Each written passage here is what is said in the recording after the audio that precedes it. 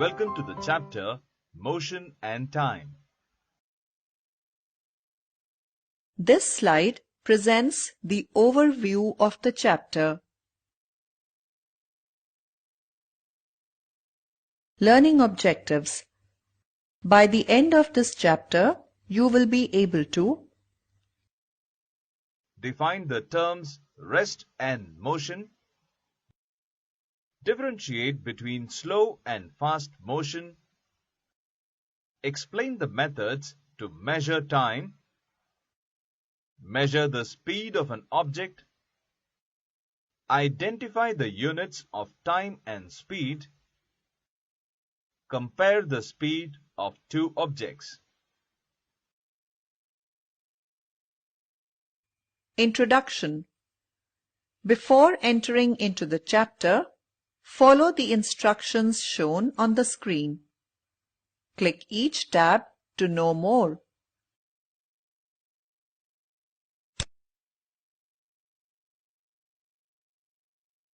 Generally, we see many examples of motion around us, like birds flying in air, buses, autos, cars, bikes moving on roads, trains on railway tracks, etc.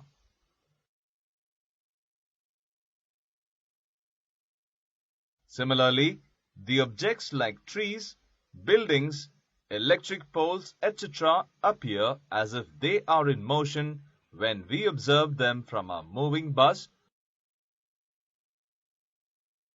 whereas the same objects appear at rest when we observe them while walking.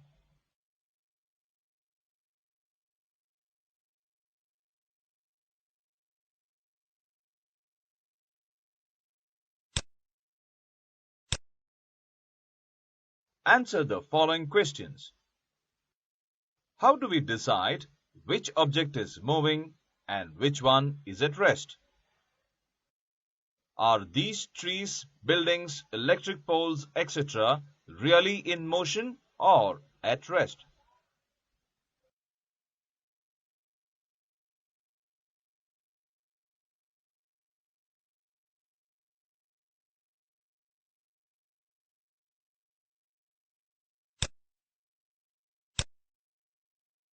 To find out the answers to these questions, we need to understand the terms motion and rest.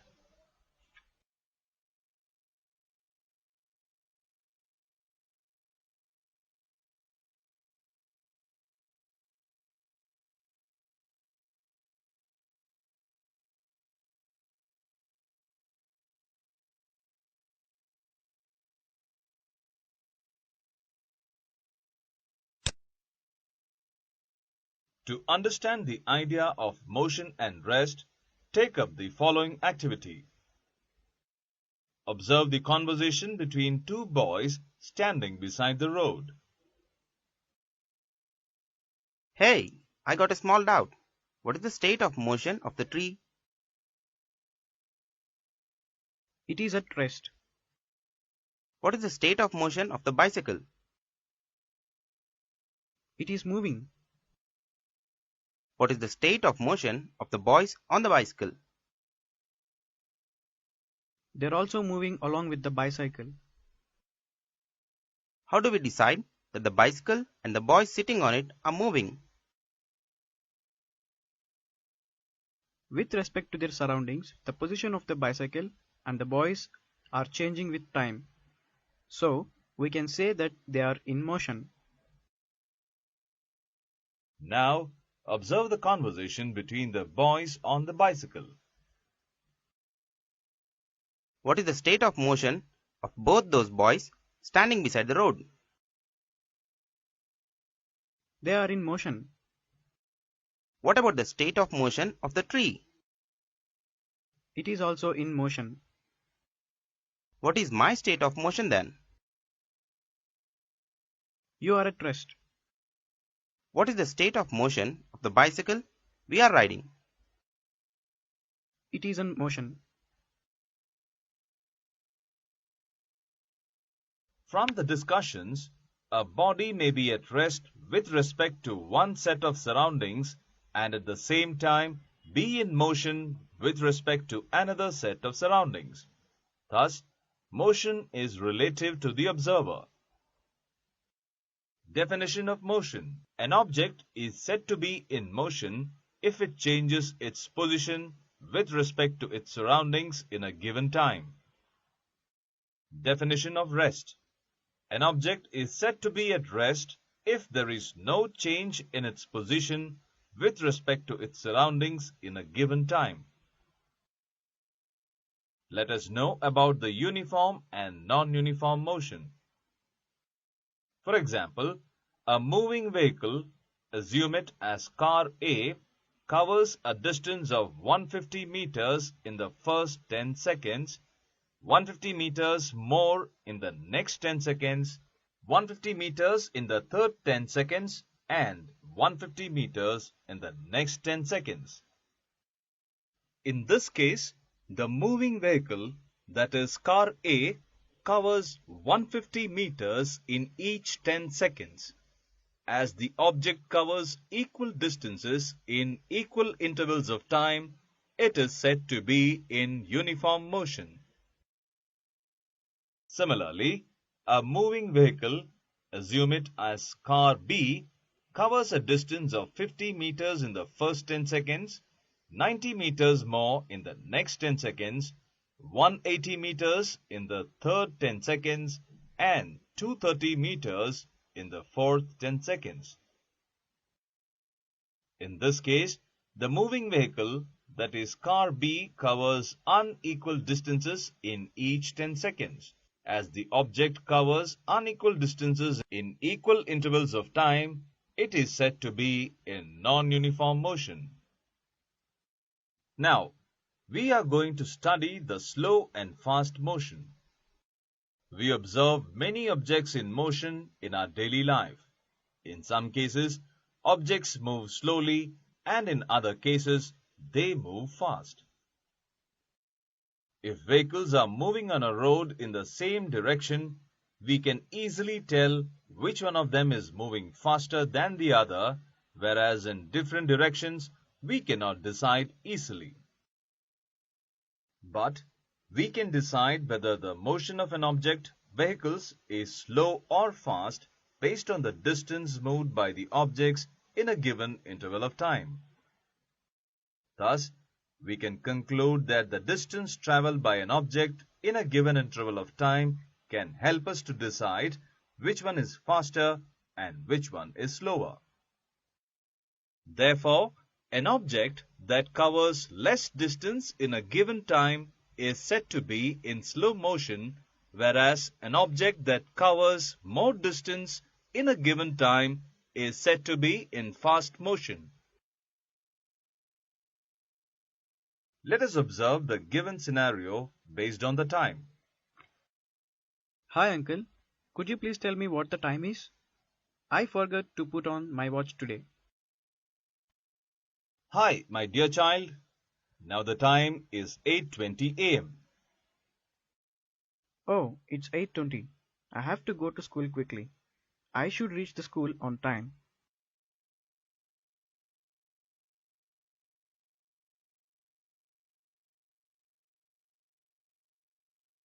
Hey, look, that bus is moving very fast.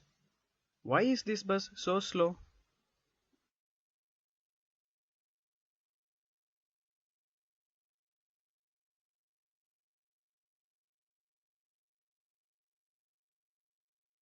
Why are you so late today? We use the word time for different purposes.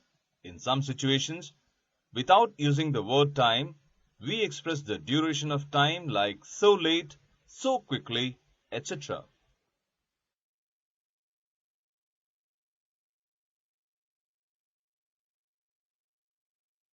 Let us know, how do we measure or estimate time? Vinay and Ranjit started for office at 9 a.m. from their houses, which are side by side. Vinay started on a car and Ranjit on a bicycle. we can easily estimate that Vinay reaches the office earlier than Ranjit.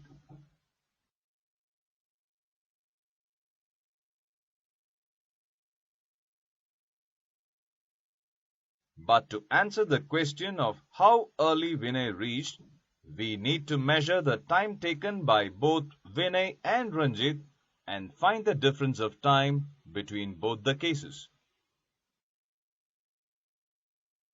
For this, we need time measuring instruments like watches, clocks, etc.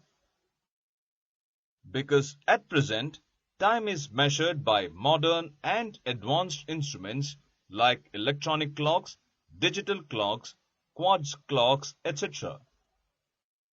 A few decades ago, people used pendulum clocks that have now become rare. Here, we are going to study about the measurement of time using stop clock. Stop clock or stopwatch is an improved form of a wristwatch, and it can be used to measure the time interval between the occurrence of events accurately.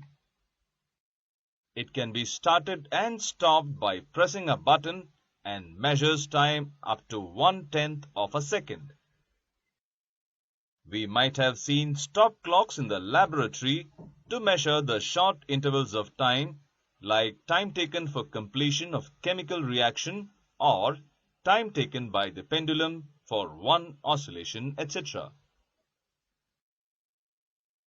Similarly, stopwatches also help us to accurately measure the time in running races, swimming races, etc. Nowadays, stop clocks are found in almost all cell phones. Now, let us know about the units of time. Based on the context, we can express the time in seconds or minutes or hours to specify the occurrence of time and the time taken by an event. The fundamental unit of time suggested by the International System of Units is the second. Its symbol is S. Larger units of time are minutes and hours. Note, like minutes and hours, week, fortnight, month, season, ayanam, that is the movement of the sun in 6 months, are also units for measuring time. The following table gives the information about the units of time. Now, let us know about the speed. If a bus covers a distance of 40 kilometers in 1 hour, then its speed is 40 kilometers per hour. However, the bus seldom moves with a constant speed. Usually, it starts from rest, slowly picks up the speed, then for a short duration it may travel with constant speed and stops.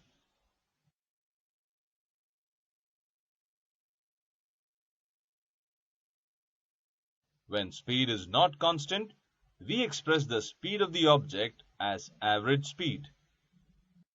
So, the average speed is calculated by dividing the total distance by the total time taken to cover the distance. Thus, we can define speed of an object as the distance traveled by it in a unit of time. Usually, in vehicles, odometer shows the distance traveled in kilometers and the speedometer shows the speed of the journey in kilometers per hour. Units of speed. The distance covered by an object in unit time is called its speed. Objects are said to be in fast or slow motion depending upon the speed of their motion. The SI unit of time is second and that for distance is meter. So, the SI unit of speed is meter per second. Speed is also measured in kilometer per hour, which is simply written as km/h. We can convert from kilometers per hour to meters per second as shown on the screen. A kilometer has 1000 meters and an hour has 3600 seconds. So 1 kilometer per hour is equal to 1000 meters divided by 3600 seconds. That is equal to 5 by 18 meters per second. Now, let us discuss the distance versus time graph. Generally, newspapers and magazines use different types of graphs to present the information in an interesting way.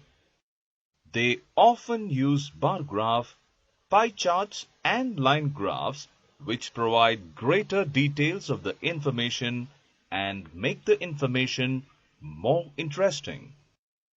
For a body in motion, we can draw its distance-time graph, which is a line graph. To draw the distance-time graph, take a sheet of graph paper and draw two lines perpendicular to each other on it. Now, mark the horizontal line as XOX. It is known as the x-axis. Similarly, mark the vertical line YOY. It is called the y-axis. The point of intersection of XOX and YOY is known as the origin O. The two quantities between which the graph is drawn are shown along these two axes. Generally, the positive values are shown along OX on the x-axis and along OY on the y-axis. Let us draw the distance-time graph of the data given in the table for the motion of a car. Decide the quantity to be shown along the x-axis and that to be shown along the y-axis. In this case, we take the time along the x-axis and the distance along the y-axis. Choose a scale to represent the distance and another to represent the time on the graph. For the motion of the car, scale could be x-axis is to 1 second is equal to 1 centimeter and y-axis is to 5 meters is equal to 1 centimeter. Mark values for the time and the distance on the respective axis according to the scale as we have chosen. From the table, the set of values for time and distance are 0, 0, 1, 5, 2, 10, 3, 15, 4, 20, 5, 25, 6, 30, and 7, 35. The first number of the set represents time and the second number represents the corresponding distance. To mark for the set of values 0, 0, look at O on the x-axis and O on the y-axis. This point is the origin. To mark a point for the set of values 1, 5, look for 1 on the x-axis and draw a line parallel to y-axis passing through this point. Look for 5 on the y-axis and draw a line parallel to x-axis passing through this point. The point of intersection gives the point that represents 1, 5. In the same way, mark the points corresponding to different sets of values as shown in the image. Join all the points on the graph. It is a straight line which is the distance-time graph for the motion of the car. If the distance-time graph is a straight line, it indicates that the object is moving with a constant speed, that is, uniform motion. However, if the speed of the object keeps changing, the graph can be of any shape, that is, non-uniform motion. So, we can say that the distance time graph indicates the type of motion, whether it is uniform motion or non-uniform. Hence, we can conclude that the distance time graph gives information about the distance covered by an object in a definite time interval and also the distance covered by an object at any instant of time is to be measured. Follow-up work. Travel on a motor vehicle with your father to market or any place and observe the changes in speedometer reading. Note the exact time when you started from home and observe the readings of speedometer for every 10 minutes. You have successfully completed the chapter Motion and Time.